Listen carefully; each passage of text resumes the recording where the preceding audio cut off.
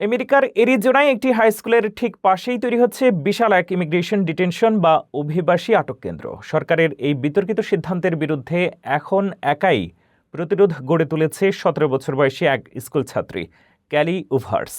US department of homeland security প্রায় $৭০ million খরচ করে একটি বিশাল গুদাম ঘর কিনেছে, যেটিকে তারা আইস ডিটেনশন সেন্টারে রূপান্তর করতে চায়।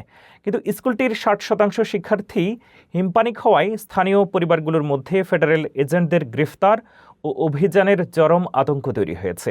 অনেক শিক্ষার্থী আতঙ্কে স্কুলে যাওয়া পর্যন্ত বন্ধ করে দিয়েছে।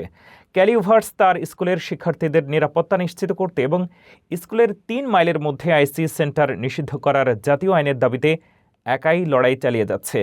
অনলাইনে মৃত্যুর হুমকি সত্ত্বেও সে পিছপা হয়নি।